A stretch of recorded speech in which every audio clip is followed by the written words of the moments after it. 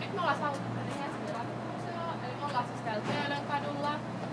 Ja nyt me lähdetään kattoo ratikkaa ihmisten elämää ja mihin kaikki erilaisia maisemia seurailee. Missä nämä ratikkapysäkit on? Tossa on ihan hirveänä näitä ratikoiden raiteita menee tosta noin. Otetaan ratikkaa ja lähdetään kattelemaan maisemia. Jep. Täällä on vähän kylmä jo. Pikkasen on kyllä jo. Nenä ihan jäässä. Kattokaa, tuolta tulee ratikka. Huhuu! Jee!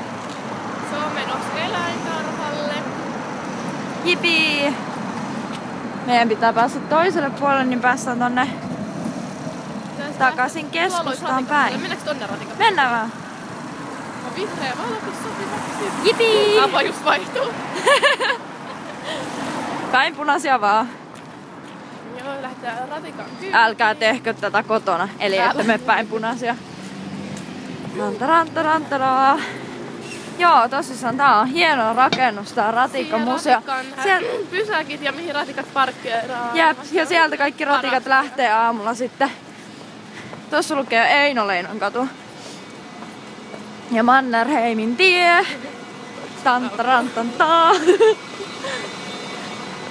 Tää on kyllä hieno, tässä on tämmöset tosi isot ikkunat ja tosi iso rakennus, koska... koska... Tää on Töölön kisahallin vastapäätä. Jep. Tänne pitää maksaa... mitäs mä olin selittänyt? Ei varmaan kerätä. Me ei kerätä sinne. Oh-oh. Et joutaa oottelemaan. Jipii! Täällä on kyllä... Alkaa jo jääty, siinä menee toinen ratikka. Jep. Ennen niin näitä ratikoita ei ollut näin paljon, mutta nykyään ratikoilla pääsee melkeinpä joka paikkaan. Se on vaan huono, että ne on niin hitaita. Niin ne on, koska ne joutuu tosi paljon menemään tuosta keskustan kautta. Pitäisi kehittää vähän nopeammin. Jep. Ei aina kaikki liikennevaloihin.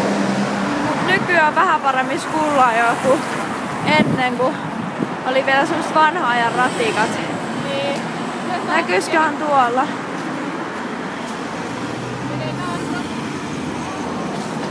Taas. Vutum! Ei nyt mennä yli. Eikä jää auton alle. Tossa on noit ratikkapysäkkejä. Jep, täältä näyttää ratikkapysäkki. Tantararaa! Ratikkaa. Ja tuolla on aikataulu, eli milläs me mennään nyt seuraavaksi. Mennään mikä tulee nopeiten. Elikkä tässä on myös tämmönen uusi teknologia, eli tossa näkyy aikataulu. Näkyy. 8 minuuttia. Jep, tossa on kumminkin tämmönen uusi teknologia, mistä näkee tuossa jutusta. Ja sitten tässä on kartta. Ja tossa näkee, että millä pääsee aina. Ja vähän raidekuvaa tosta. Ja tässä aikataulu ja tantaraa.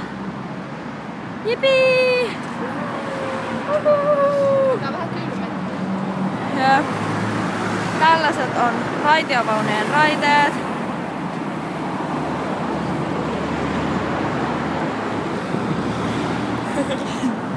Haluatko sinne?